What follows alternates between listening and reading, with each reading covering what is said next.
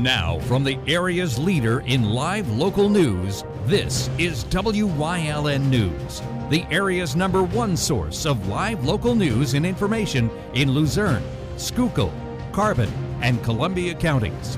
WYLN News starts now. Good evening, and thank you for joining us on WYLN News. I'm Preston Endress.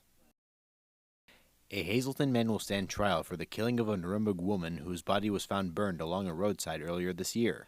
Prosecutors say back in April, 56-year-old Terrence Ray shot and beat 39-year-old Jessica Lockwood during a drug deal, then left her body along the Club 40 road in Hazleton and set it on fire. Investigators allege the encounter happened after Lockwood arranged to buy painkillers from Ray.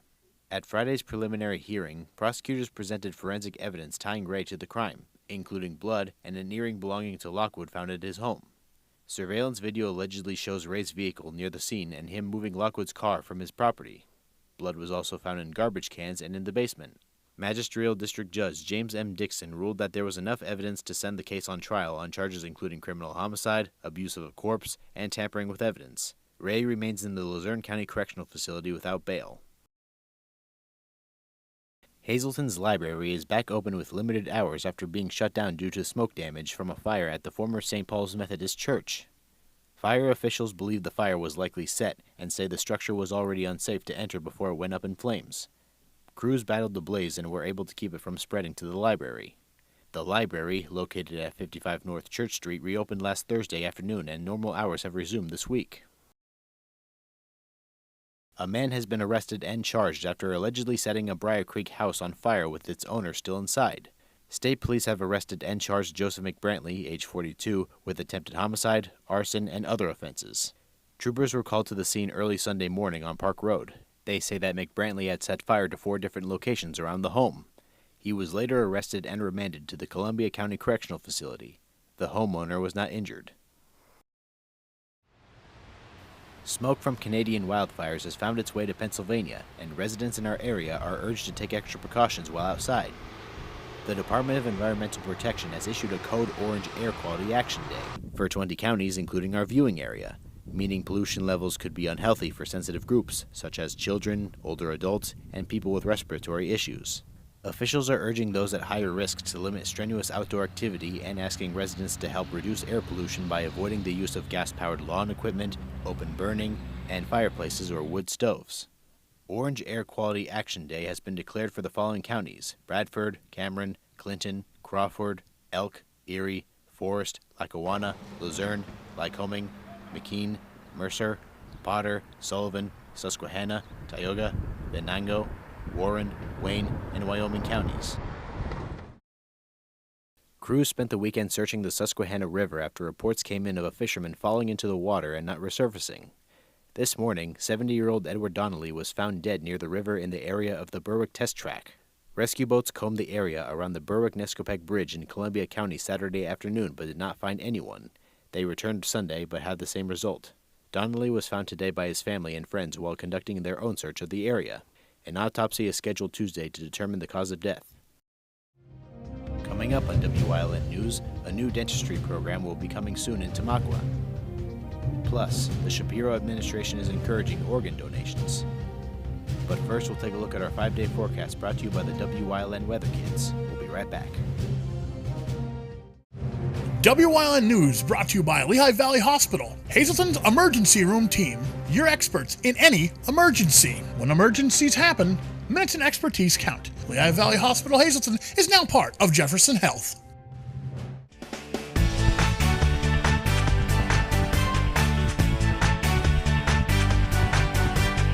Hi, my name is Maya, and I am 8 years old, and tomorrow the weather will be partly cloudy.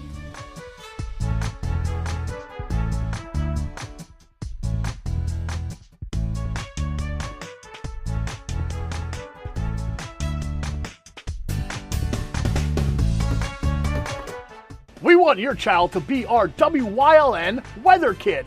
Your child can be our feature weather reporter of the day on WYLN News and WYLN social media posts just by using your smartphone or any video recording device. It's easy. All ages are welcome, from toddlers to teens. To find out how, go to the weather section of WYLNTV.com or look for our post about it on the WYLN News Facebook page. Submit your Weather Kid video today.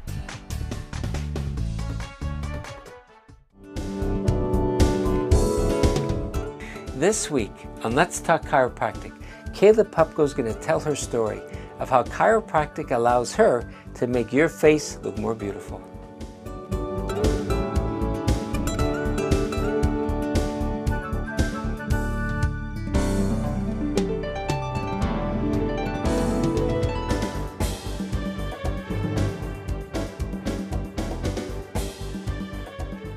Come shoot at Whitetail Preserve, 118 Boulevard Road in Bloomsburg. Their skeet, trap, and sporting clay fields are professionally designed, and all stations are handicapped accessible. Whitetail Preserve has resident shooting instructors certified by the NRA in shotgun, rifle, pistol, home safety, and personal protection in the home. Whitetail can also cater any size event, whether it be a private party, corporate event, or wedding. Call 570-384-2314 or 570-790-8969. WYLN TV 35 is expanding and is on the hunt for a dynamic salesperson to join our vibrant team. If you've got the passion and the drive, we want to hear from you. Send your resume to the email displayed on your screen. Don't miss this great opportunity. PPW Nation, get ready for the best of PPW Season 2. Join Paul Bowe, E. Julius Kuiper, Alexander Bravado, Tom Mitchell, and Alex Watt as we take you down memory lane and relive some of the best PPW matches of all time. Saturdays at 5 p.m., Sundays at 10 p.m., only on WYLN. WYLN programming is online all the time. Visit our website at WYLNTV.com to check out archive shows and a live stream of our broadcasts. And don't forget to visit all of our social media pages for breaking news, weather, and sports. You can also head directly to our YouTube page for all our programming at youtube.com/WYLNTV35. Subscribe and ring that bell so you get notified every time there's a new show available online.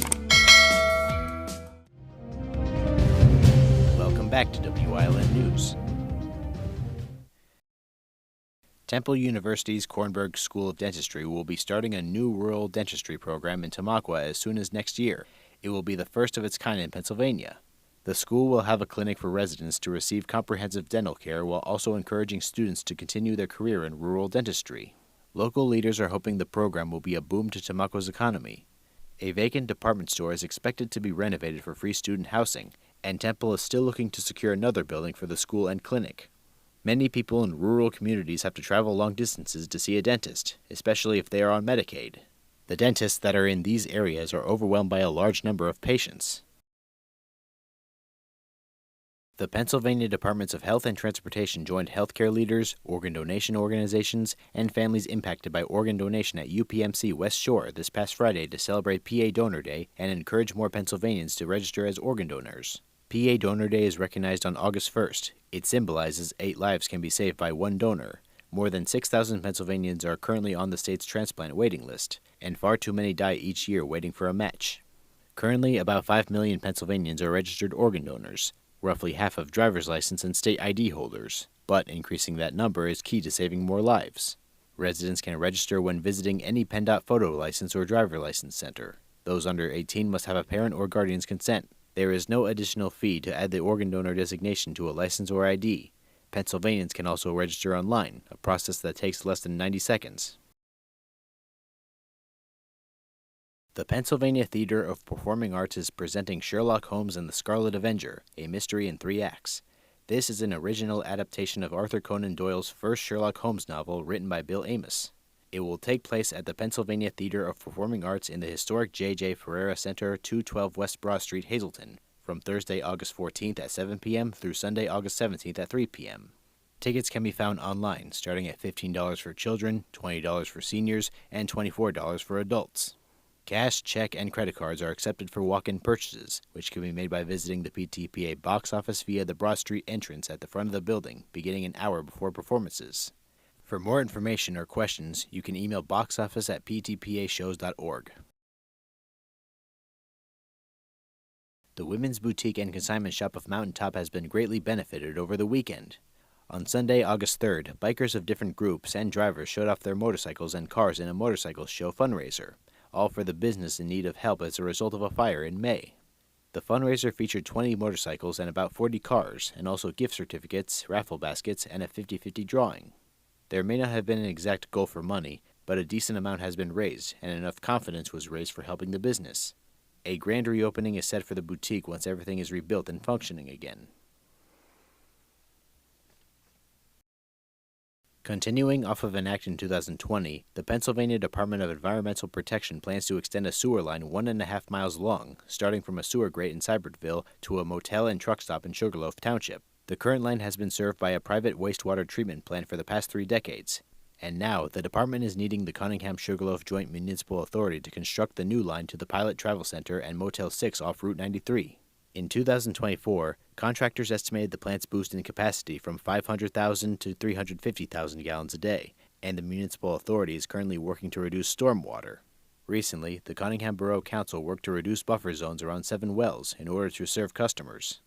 They amended the facility plan to link a new home at the end of Sachet Avenue.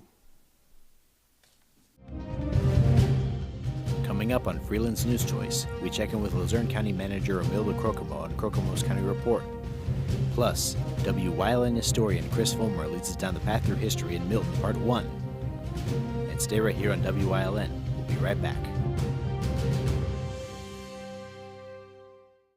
If you're looking for an affordable pre-owned car or truck, Cheers Auto Sales has a great lineup of clean, dependable, and quality vehicles. Stop in at 610 North Broad Street in West Hazleton, 570-454-7229. Cheers is proud to be celebrating 70 years in business. Something is out there. What it is, no one knows. However, since its first sighting, there have been numerous reports of strange lights in the night sky. Some say they are extraterrestrials, flying saucers. But to all of those seemingly unrelated uncertainties, there is one common thread. Solo Spaceman. Watch Solo Spaceman on WYLN Thursdays at 1:30, Saturdays at 7, and Sundays at 4:30. Cooking rice just isn't nice. Hi, Chef Daniel Green here with Rice Robot, the 1, 2, 3 rice cooker. Watch, 1 add the white cup for rice, 2 add the blue cup for water, 3 click it and let Rice Robot perfectly cook it. The secret is perfect cook technology that surrounds the rice with controlled heat for even cooking. Then Rice Robot senses when it's done, auto stops and keeps it warm to serve. It won't burn, overcook or undercook, guaranteed. And rice is just the beginning. Make mac and cheese, frittatas, oatmeals, soups and stews, even ramen dishes. And with a ceramic, ultra non-stick interior, cleanup's a breeze. Get the complete Rice Robot cooking system with the steamer tray and 1-2-3 recipe guide, all for just $39.99. It comes with a 90-day money-back guarantee. We'll even ship your entire order free. Order now. 1-800-640-8545. Come shoot at Whitetail Preserve, 118 Boulevard Road in Bloomsburg. Their skeet, trap, and sporting clay fields are professionally designed, and all stations are handicapped accessible. Whitetail Preserve has resident shooting instructors certified by the NRA in shotgun, rifle, pistol, home safety, and personal protection in the home. Whitetail can also cater any size event, whether it be a private party, corporate event, or wedding. Call 570-384-2314 or 570-790-8969. Attention, WYLN viewers, WYLN TV can now be seen on the Hazleton Service Electric Cablevision HD tier, channel 507, and over the air at 35.1. WYLN, we're your local network.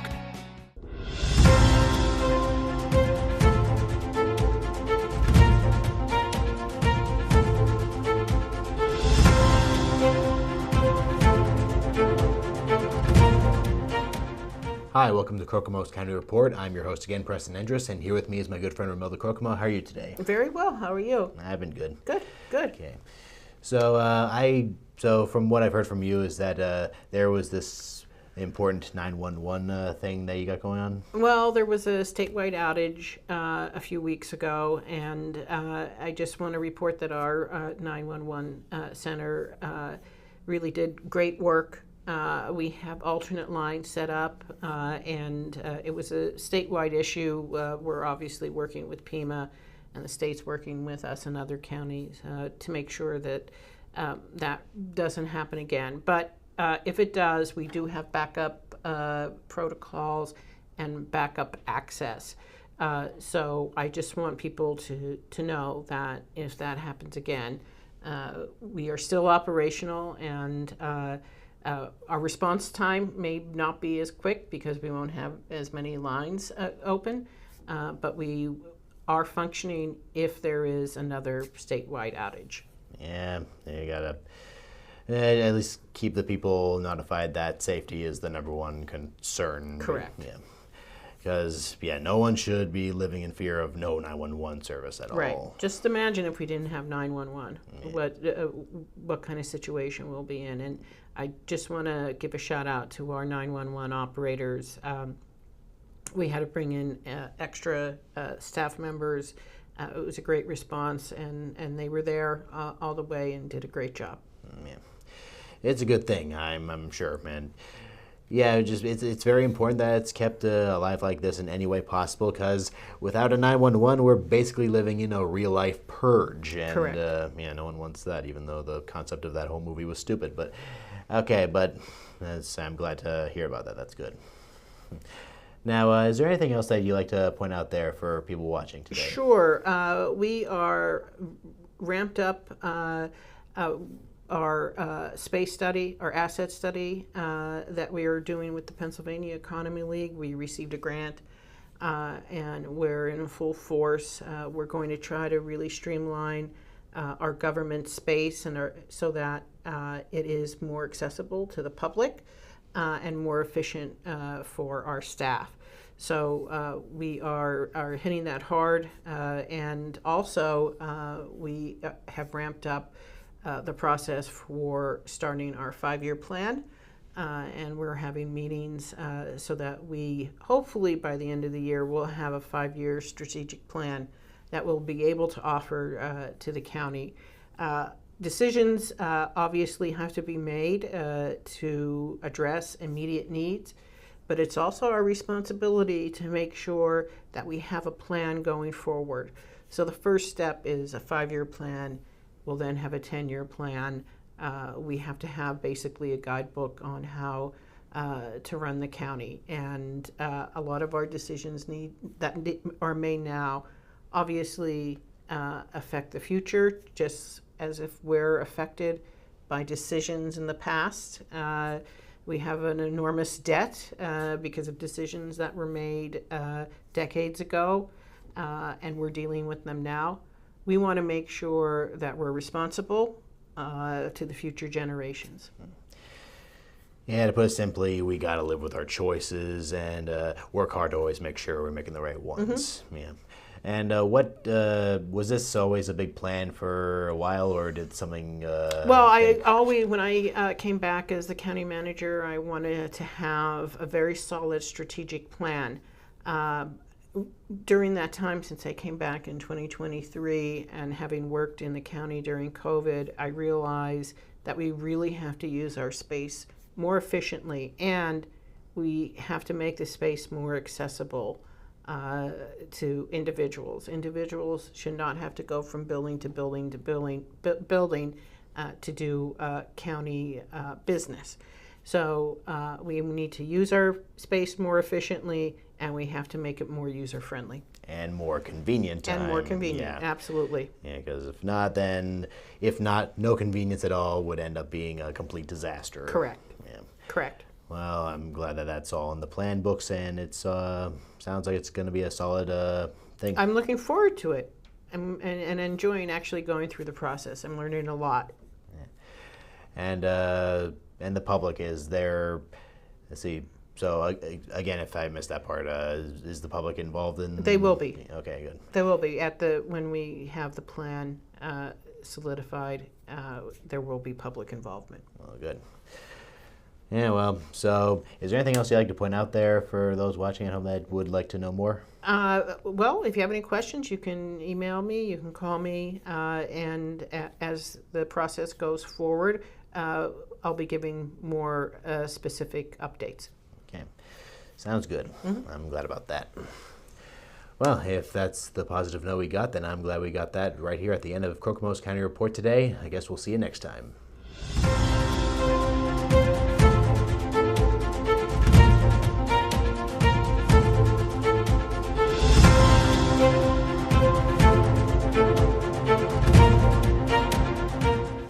SJ Kowalski is your Mitsubishi Diamond Contractor. They can install a Mitsubishi electric Mr. Slim ductless heating and cooling system. Mr. Slim systems are designed to make any living space in your home inviting. You can have a different temperature control for every room in your home. The money-saving technology can save you 25 to 50% on your heating bill. For Mitsubishi, Renai, and trained comfort specialists, call SJ Kowalski at 570-455-2600. PPW Nation, get ready for the best of PPW Season 2. Join Paul Bowe, E. Julius Kuiper, Alexander Bravado, Tom Mitchell, and Alex Watt as we take you down memory lane and relive some of the best PPW matches of all time. Saturdays at 5 p.m., Sundays at 10 p.m., only on WYLN.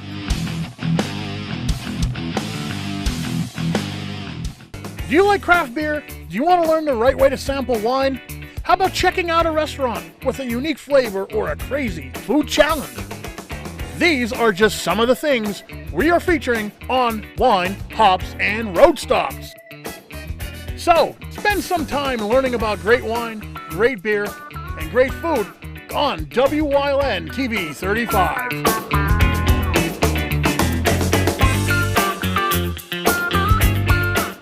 Come shoot at Whitetail Preserve, 118 Boulevard Road in Bloomsburg. Their skeet, trap, and sporting clay fields are professionally designed, and all stations are handicapped accessible. Whitetail Preserve has resident shooting instructors certified by the NRA in shotgun, rifle, pistol, home safety, and personal protection in the home. Whitetail can also cater any size event, whether it be a private party, corporate event, or wedding. Call 570-384-2314 or 570-790-8969.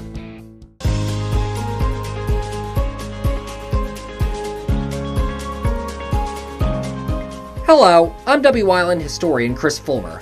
Pennsylvania's communities are filled with interesting history. Come with me as we discover the people, events, industries, and other historic facets of local towns.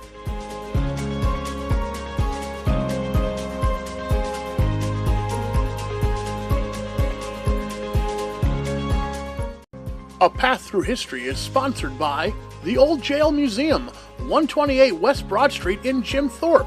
Call 570-325-5259 or visit them online at theoldjailmuseum.com.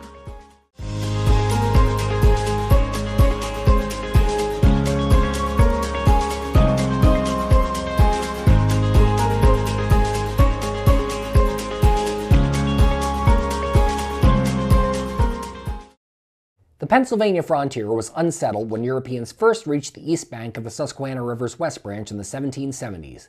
Among the first was Captain Hawkins Boone, supposedly a distant cousin of Daniel Boone, who built a grist mill near the mouth of Muddy Run River. In 1777, during the height of the Revolution, it was fortified with walls and christened Fort Boone in the captain's honor. Boone, along with fellow captains John Brady and Samuel Doherty, remained on guard for native and loyalist attacks in the area. The garrison would spring into action on July 28, 1779, when word reached them that British troops, supported by Seneca fighters, were storming Fort Freeland further up the West Branch, near today's Turbotville. A relief party was sent to Fort Freeland, unaware that it had already surrendered to the British by that point. Thus, they ran to British troops now controlling Fort Freeland when they arrived in sight, and in a brutal and bloody battle, all three captains were killed. The local natives then went on a prolonged spree of attacking undefended locals. One who was not touched was one of the area's earliest settlers, Marcus Hewling, who had been a blacksmith and tavern owner. Hewling conveniently had sold his land 3 days before the attack on Fort Freeland, and he is believed today to have been a British spy. Other settlers leave more lasting trace in the area after the Revolution. One of these was Andrew Straub, who had first arrived in the West Branch in 1770. Straub, an experienced millwright, purchased 200 acres of land from Colonel Turbot Francis and subsequently built a grist mill in Limestone Run to grind wheat and corn. Straub is recognized as the founder of Milton for his setting down of industrial roots in the area. It would be for his mill and other earlier mills that the eventual community that sprang up would be initially named Milltown, It would be eventually shortened to Milton. Just above Straub's holding, James Black of Sunbury also purchased land from Colonel Francis and also began laying out a parallel community. The settlements would go by Upper Milton and Lower Milton for some time before they would officially merge. Businesses began to grow with the community. 5 whiskey distilleries would begin operating in the new town. The Milton Steam Tannery processed tan hides began in 1795. Milton would be home to the area's first steam-powered flour mill, the Milton Roller Mill, and the first steam-powered sawmill, the Steam Sawmill. The Milton Brewery began operations in 1835 and produced beer for the region through 1910. Beginning in 1830, Milton would be host to a popular annual fair. It would grow into a major event, rivaling the nearby Bloomsburg Fair at its peak. In addition to rides and livestock, horse racing was a popular feature at the fair from 1886 on. Jousting nights, bicycle races, and shooting demonstrations by Penn State students were among the other features one could see at the fairgrounds over the years. The fairgrounds owners would file for liquidation in 1909, citing poor property conditions. New ownership, led by M. Oscar Faust of the Atlantic Refining Company, would swoop in to continue the tradition, however. After a year off, the festivities, rebranded as the Great Milton Fair, resumed in 1910, on a smaller portion of the original fairgrounds, with additional acreage leased from nearby farms. Buildings were refurbished, and the fair was bigger than ever, with airplane demonstrations and Wild West shows now part of the fun. Gambling games were also banned from the fair at this time. The fair would be called off again in 1918 with the outbreak of the Spanish flu around the world. Auto races would become a popular attraction at the fair during the 1920s, during which, in 1925, it was renamed again to the Northumberland County Fair. It would be that year, however, when the seeds of the fair's demise would be sown. Local manufacturing magnate George Scheimer, whose family had given money to the fair before its 1910 rebooting but had not been able to since, arrived with friends and family to watch the horse races of the day in question. Soon he was heavily drunk and started throwing bottles onto the track when his horses repeatedly lost, narrowly missing several jockeys. Asked to leave, Scheimer refused and continued drinking. Management called police, who dragged Scheimer out, but on his way out the gate, he warned the fair director that he would get even with him for it. 1 week later, the fair's grandstand burned down in what was determined to be arson. This was too big of a loss for fair management, which had been losing money for several years before. There would be no more fairs in Milton after 1925. And a few days before the buildings and equipment were to be auctioned off, another suspicious fire struck the fairgrounds, burning everything to the ground. As was elsewhere across the nation, canals became the big craze beginning in the 1820s. The West Branch Canal would be completed through Milton in 1830, allowing river traffic access down to Northumberland and up to Farrensville, Clinton County. The first boat to pass through town, John Deeter's locally built West Branch, did so on October 2nd that year. Milton boomed as a canal town. Numerous docks and wharves sprang up along the canal, and many warehouses, among them Noggles Wharf and Sweeney's, held the products that were shipped downriver. 3 canal locks serviced the canal in the Milton area, including one near today's Cameron Avenue. The West Branch Canal continued serving the community until 1901. The future, however, would be foretold in what would become one of the town's most prominent businesses. It began as a simple sawmill in 1842, run by local doctor William McCleary. Over the years, a foundry and blacksmith shop also sprung up on the site. By 1864, it was reorganized as the Murray-Ducal Car Works, and its mission became building railroad cars. Its location was close to many strands of trees, thus providing with ample lumber to build the cars. From the beginning, the car works was dedicated to building tanker cars to carry oil being produced in northwestern Pennsylvania. By 1870, the firm received a patent for a steel tanker car, in this case designed to carry molasses. By the 1890s, it was producing about 3,000 cars a year. It would be merged with 8 other firms into the American Car and Foundry Company in 1899. It continued as a major manufacturer of tanker cars and eventually hopper cars as well, until the facility closed in 2019. And the railroads would eventually come to Milton. In 1854, the Catawissa Railroad reached the town from its namesake community. There it would have a connection with the Sunbury and Erie Railroad, which would be reorganized into the Philadelphia and Erie Railroad in 1861. The Catawissa would be extended to Williamsport in 1871, and would be leased out to the Philadelphia Reading Railroad the following year. The Philadelphia and Erie, which stretched from Sunbury to Erie, would itself be leased to the Pennsylvania Railroad, which merged the line into itself in 1907. Both lines offer Miltonians access to the wider world beyond the Susquehanna's West Branch.